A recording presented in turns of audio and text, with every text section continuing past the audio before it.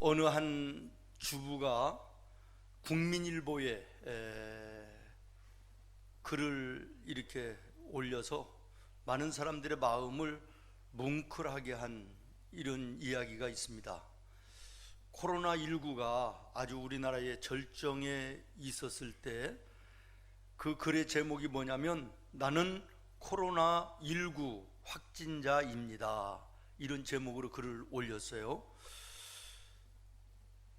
6살짜리 아들, 100일이 갓 지난 아들, 두 아이를 둔 애기 엄마인데요. 남편이 회사에 확진자가 있는데 그분에게 감염이 돼서 집에 왔고 그 남편으로 인해서 이 아내도 확진이 된 거지요. 얼마나 놀랐겠습니까? 아주 무시무시한 며칠이 정신없이 지나가는데 여기저기 격리되어지고 모든 일들이 정신없이 지나간 며칠 후에 이제 차분히 마음을 정리하고 생활을 돌아보면서 10가지의 감사를 글로 쓴 내용입니다. 10가지를 전부 다 소개하기는 시간적으로 어렵지만 이런 거예요. 첫 번째로는 남편도 내 자신도 감염이 됐는데 어린 두 아들이 감염되지 않은 것을 감사합니다. 우리 아이들을 내 대신 돌봐줄 수 있는 친정 어머니가 계신 것이 감사합니다. 백신은 없지만 음압병동도 있고 의료진들이 열심히 돌봐주어서 감사합니다. 일상의 감사를 잊어버리고 살았는데 일상의 감사를 알게 하신 것을 감사합니다. 이런 내용이에요. 얼마나 은혜가 됩니까? 얼마나 감사합니까? 다니엘과 하박국 선지자의 그리 아니하실지라도의 감사가 떠오르면서 저도 가슴이 먹먹해짐을 느꼈는데 이게 우리 진정한 그리스도인들의 모습 아니겠습니까? 여러분, 오늘 우리가 말씀을 나누기 전에 먼저 찬양 하나 드리도록 그렇게 하겠습니다. 날 구원하신 주 감사, 모든 것 주심 감사, 지난 추억이네 감사, 지난 추억이네 감사, 주 내 곁에 계시네 주 내 곁, 향기로운 봄철의 감사, 향기로운 봄철의 외로운 가을날 감사, 외로운 가을 사라진 눈물도 감사, 사라진 눈물도 나의 영혼 평안해, 나의 영혼 응답하신 기도 감사, 응답하신 거절하신 것 감사, 거절하신 것 해처럼 감사, 높으신 감사, 해처럼 높으신 모든 것 감사, 채우시네 모든 것 채우, 아픔과 기쁨도 감사, 아픔과 기쁨도 절망 중 우위로 감사, 절망 중 위로 측량 못할 은혜 감사, 측량 못할 은혜 크신 사랑 감사해, 크신 사랑 감사, 길가의 장미꽃 감사, 길가에 장미꽃 가시 감사, 장미꽃 가시 따스한 사랑의 가정, 따스한 사랑, 일용할 양식 감사, 일용할 양식, 기쁨과 슬픔도 감사, 기쁨과 슬픔, 하늘 평안을 감사, 하늘 평안을 내일의 희망을 감사, 내일의 희망 영원토록 감사해, 영원토록 감사해. 할렐루야. 오늘 맥주 감사 주일입니다. 올해 맞는 이 맥주 감사절은 그야말로 그리 아니하실지라도의 감사로 진정한 예배를 주님께 드리는 감사절이 된 것을 감사합니다. 전염병이 광풍처럼 불어닥쳐서 지난 전반기가 온통 혼돈과 어둠 같은 날들이 많았지만은 그럼에도 불구하고 우리 하나님 우리들을 여기에 앉게 하시고 우리를 통하여 예배를 받으심을 감사합니다. 그 속에서도 감사의 조건을 찾아 하나님께 큰 감사로 영광 돌리는 은혜의 귀한 예배가 되기를 예수님의 이름으로 축원합니다. 여러분, 오늘 주보의 칼럼란을 잠깐 보시겠습니까? 어떤 사람은 자기의 가는 평탄한 길에 조그마한 구덩이만 있어도 사람을 원망하고 하나님까지 원망합니다. 또 어떤 사람은 자기의 가는 험하고 캄캄한 길이라 할지라도 조그마한 빛만 비춰도 하나님이 주시는 자비로운 빛이라고 하여 감사의 기도를 드립니다.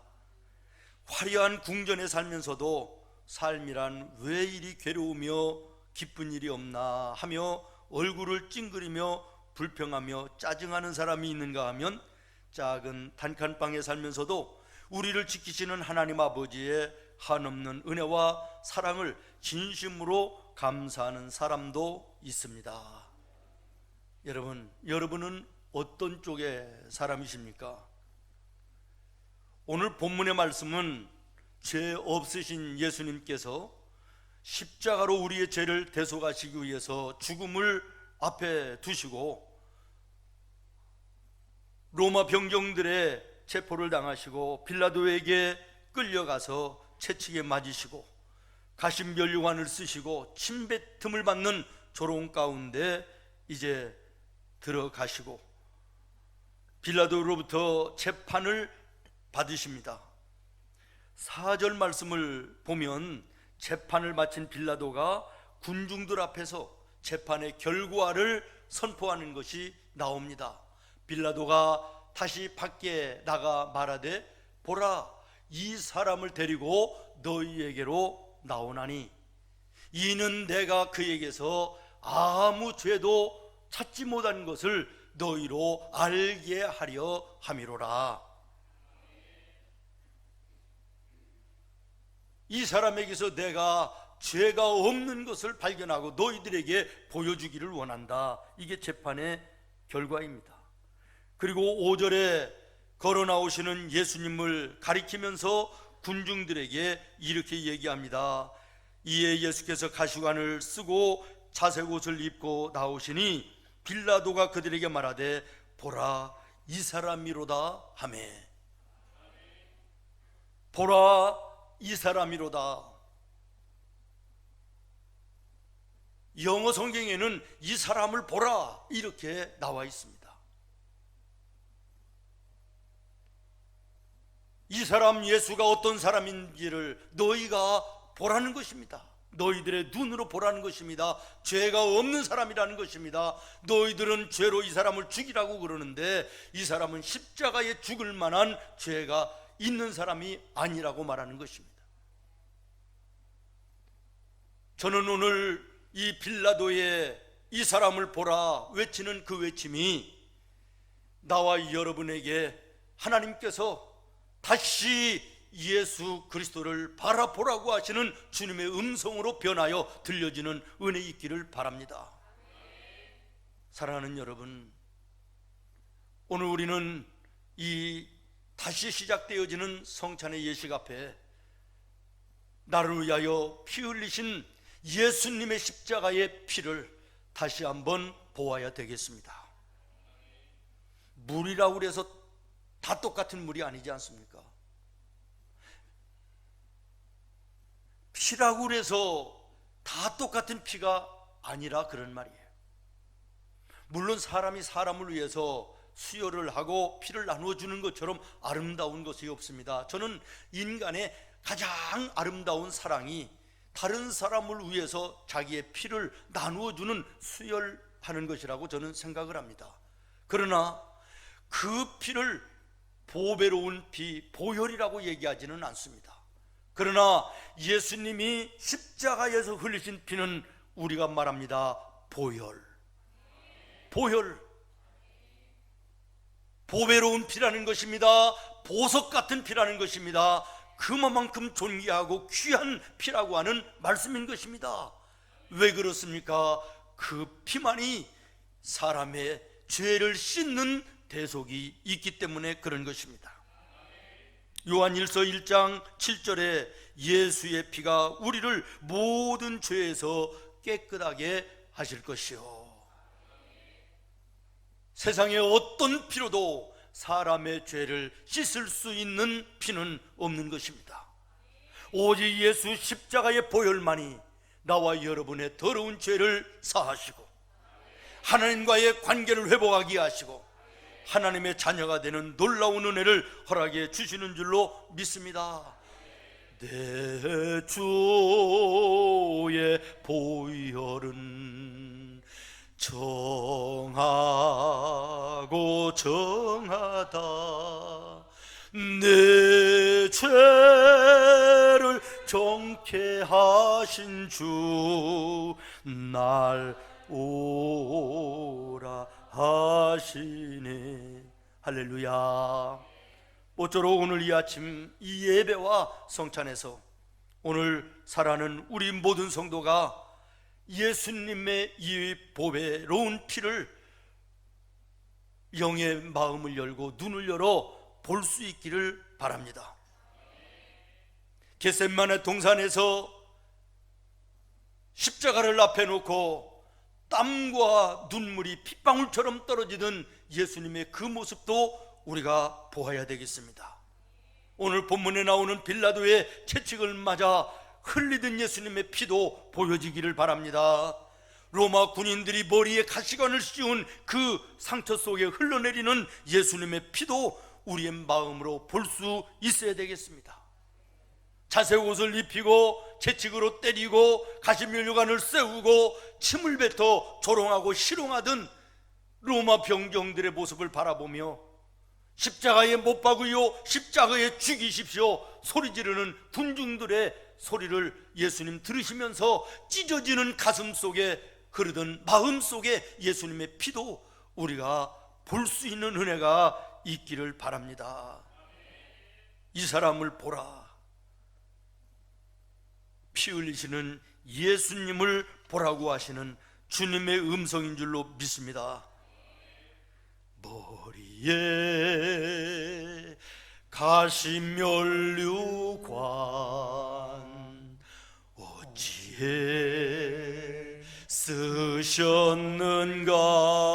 쓰셨는가. 채찍에 피 흘리심은 누구를 우이함이 희롱과 멸시천대. 희롱과 멸시 어찌해 받았는가. 고난과 죽음의 길을 고난과 죽음의 길 어찌해 가셨는가. 어찌해 가셨는가. 어린 골고다 험한 길 어찌해 가셨는가. 어찌해 십자가 못 박히심은 십자가 못 박히시 누구의 죄값인가. 누구의 죄값인가. 예수 오 예수 나의 죄를 나의 죄를 대속하시 마지막 피 한 방울, 마지막 피 한 나를 위해 흘리셨네. 나 위에 흘리셨네. 아멘. 그가 찔림은 우리의 허물을 인하며 그가 상함은 우리의 죄악 때문이라. 그가 징계를 받음으로 우리가 평화를 누리고 그가 채찍에 맞음으로 우리가 나음을 받았도다. 나를 위해 피투성이 되신 구원의 예수님을 오늘 우리가 믿음으로 영의 눈을 열어 바라볼 수 있는 은혜의 아침 되어지기를 예수님의 이름으로 축원합니다. 그 다음에 우리가 보아야 될 것이 무언고 그러면 예수님의 입을 보아야 되겠다. 오늘 본문 말씀 어디를 봐도 예수님의 입이라고 하는 단어는 없습니다. 그러나 이 본문의 말씀을 여러 번 묵상하고 조용히 마음을 열어 들어보면 이 말씀 속에 예수님의 입이 보입니다. 저는 모쪼록 이 아침 여러분의 마음 속에 예수님의 입이 보여지는 은혜가 있기를 예수님의 이름으로 축복합니다. 죄 없이 모함을 당하십니다. 억울한 일을 당하십니다. 체포를 당합니다. 고소를 당합니다. 채찍에 맞음을 당합니다. 가시관을 씌움을 당합니다. 자색옷을 입혀 조롱하며 희롱하며 침을 뱉고 조롱하는 그런 모욕을 당합니다. 죽이라고, 십자가에 죽이라고 소리치는 군중들의 그 함성 소리도 들립니다. 그럼에도 불구하고 예수님 한마디도 변명하지 아니하시고 입을 다무시고 계신 것을 보게 되는 것입니다. 여러분, 이사야서 53장 7절 말씀을 여러분 다시 한번 보시기를 바랍니다. 그가 곤욕을 당하여 괴로울 때도, 예수님이 곤욕을 당하여 괴로우실 때도 예수님은 입을 열지 아니하였으며 마치 도수장으로 끌려가는 어린 양과 털 깎는 자 앞에서 잠잠한 양같이 예수님은 입을 열지 아니하였도다. 사랑하는 여러분, 오늘 우리에게 예수님의 그 입이 보여야 되는 것입니다. 우리는 조금도 참지 못하고 분노의 입을 열고 미움의 입을 열고 변명의 입을 열고 불평과 짜증의 입을 열면서 지난 전반기를 혹시 살아온 것은 아닙니까? 사랑하는 여러분, 아무리 옳은 말을 내가 해도 시비를 거는 사람은 있는 법입니다. 내가 아무리 좋은 일을 해도 비판하는 사람이 나오는 법입니다. 내가 아무리 바른 삶을 살아도 비난하는 사람들이 내 주변에 있기 마련입니다. 그러나 그것 때문에 내 자신을 한 번 더 돌아볼 수 있으니 감사한 거 아닙니까? 오늘 말씀의 빌라도는 이러한 예수님의 굳게 담은 입을 보면서 얼마나 두려웠고 얼마나 겁에 질렸을 것입니까? 그리고 아마 깨달았을 것입니다. 말 그대로, 소문 그대로 저분이 메시아구나, 저분은 정말 하나님의 아들이시구나, 그는 깨달았을 것입니다. 사랑하는 성도 여러분, 목소리가 크다고 전부 다 옳은 말이 아닙니다. 말을 많이 하고 말을 아주 잘한다고 해서 그 사람이 진실된 사람은 아닙니다. 누군가를 손가락질하고 비난하고 비판한다고 해서 그 사람이 정의로운 사람은 아닌 것입니다. 낮은 목소리 몇 마디로도 얼마든지 용서의 말과 위로의 말과 생명을 살리는 말을 할 수도 있는가 하면 침묵이 때로는 큰 능력이 되고 사랑이 돼서 하나님 나라를 이루는 능력이 될 수 있음을 기억하시기를 바랍니다. 이사야서 6장 말씀에 보면 이사야 선지자가 하나님 앞에 성전에 올라가 간절히 기도합니다.